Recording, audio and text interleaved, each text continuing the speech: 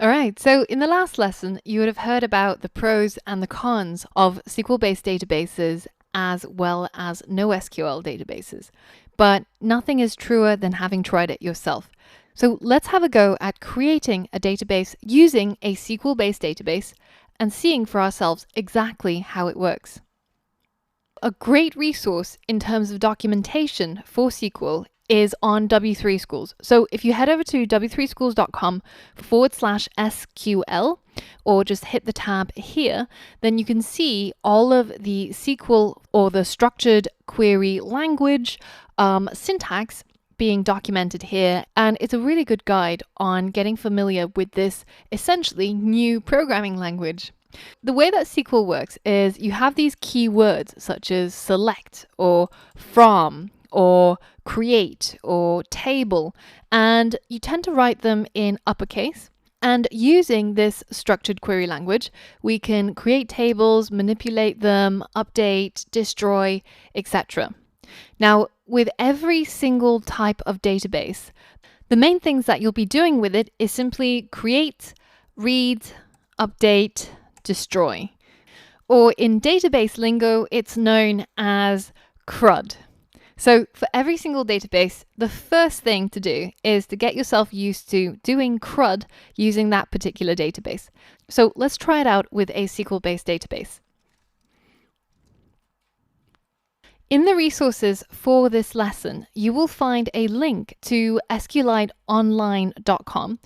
And this is a website that creates a playground environment which allows you to try out using a SQLite database and to get familiar with some of the query language and just see how it works. If you click on the link, you will get taken to this database where I've already created a single table called customers. And if you right click on customers and click on show table, then you can see that it's got 2 rows or 2 records already pre-populated. There's only 4 fields or 4 columns, and that's the ID, the first name, last name, and the address of our customer. The first thing we're going to do is we're going to replicate that table structure that we saw earlier on in the last lesson. We're going to recreate this products table that we had, but this time using real SQL code. So what do we do whenever we need to do something with a new piece of technology? We check out the documentation. If you scroll through this left side pane, you can see that there's a whole lot of different things that you can do. But in this case, we want to create a new table to store our products. And if you scroll through it, you'll find this section called SQL Create Table. And here is the syntax for how you would create a table using SQL. So the keywords here are in all caps, and that's create table. And then we provide a name for the table. And then we open a set of parentheses, and inside the parentheses, we detail the names of each column and the data type that it will contain. And these are separated by commas. So let's try and create this table using what we just learned. If we head into our SQLite browser and we delete all the code that's in this section, and we're going to write our own SQL code. So remember the keywords were create and table. So this creates a new table, and then we provide the name of our table. So it's going to be called products. And then we open a set of parentheses, so round brackets. And inside the round brackets, we add in all of the names and the data types of our columns. So the first one is going to be an ID, and this is going to be an integer data type, and that is going to store the unique ID or the primary key for our products table. So we'll be able to identify each row by its ID. The next one we're going to call name, and this is going to be a string. Now remember, we're not writing JavaScript here anymore, so there's no colons, and there's actually just a space between the name and the data type. And there's a comma in between each one of these columns.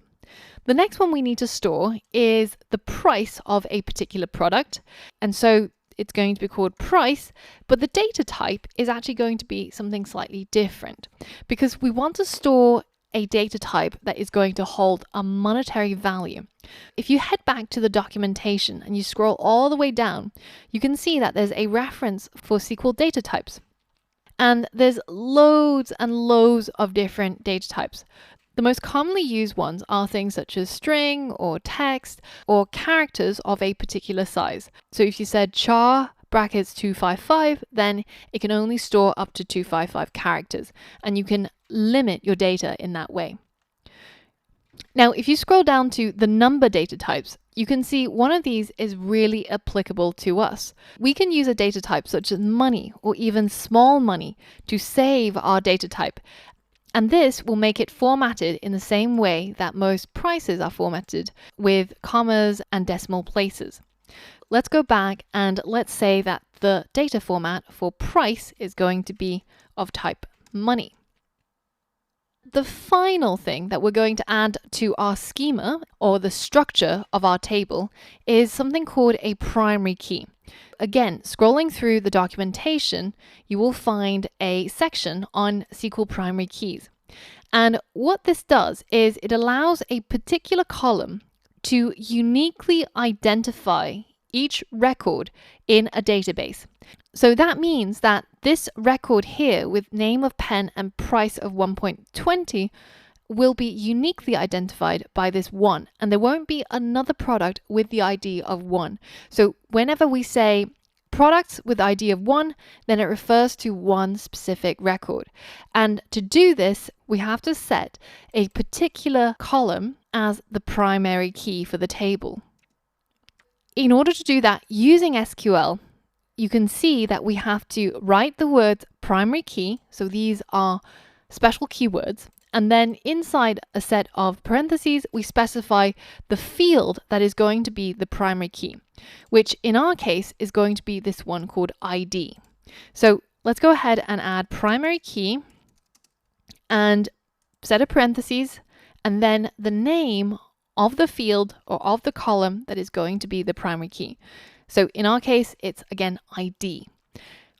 Now, if you see in this documentation, something else you might notice is that for when they created their ID field, they added another keyword next to it, which is not null.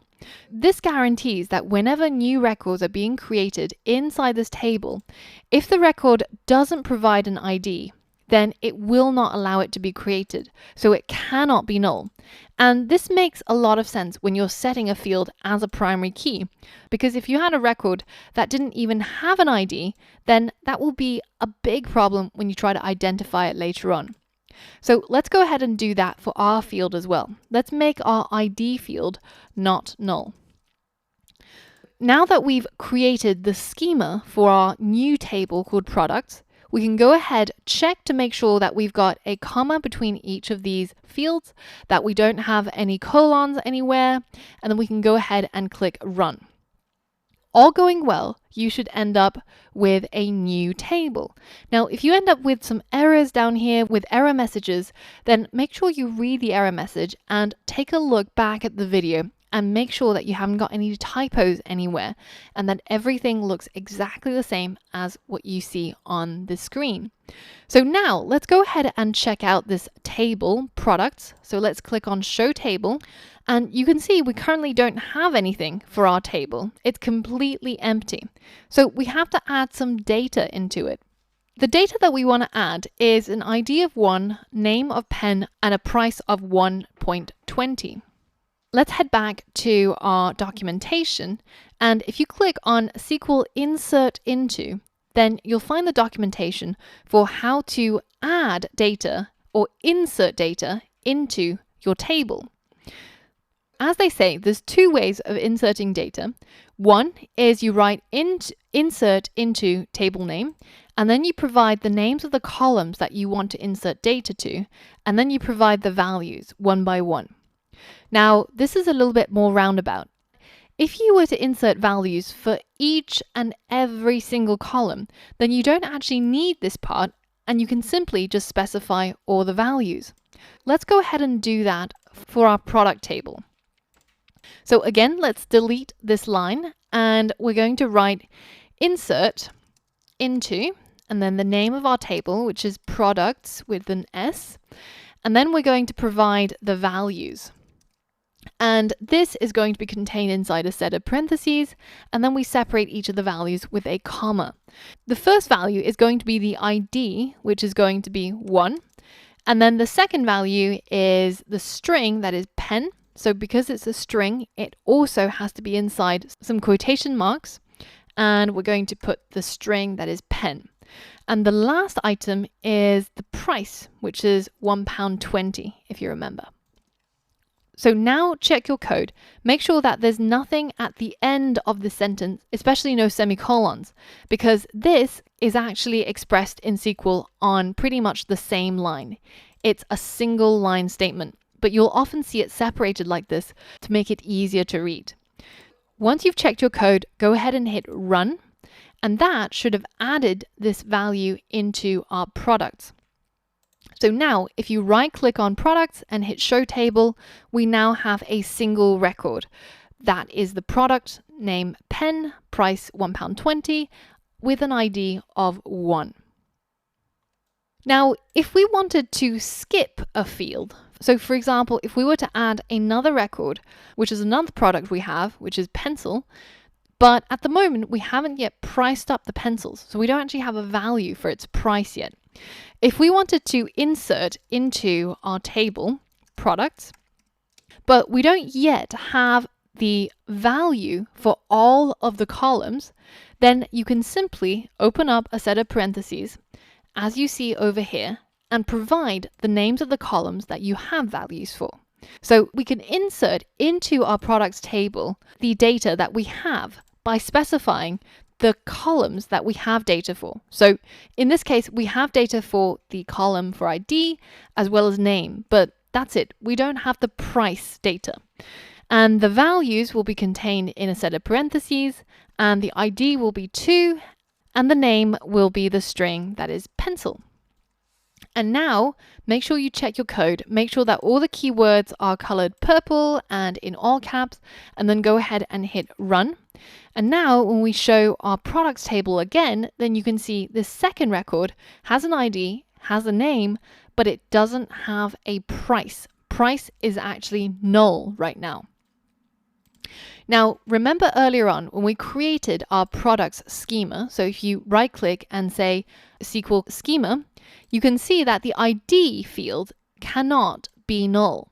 So if we were to write the code for our products table and we said something like insert into products, but we were only going to insert into the fields that's name and price, then provide the values, which is, I don't know, rubber and £1.30. If I hit run, you'll see that I get an error in here. And it says not null constraint failed. It's because products.id cannot be null. And in this case, we're making it null because we're not providing a value for it when we're creating this new record. This is just a little bit of validation to keep your database well organized and following the structure that we specified. So that was how you would create a new table using the structured query language, and also how you would start inserting pieces of data into your table. In the next lesson, we're going to look at how we would read and how we would search through our table to find particular pieces of data.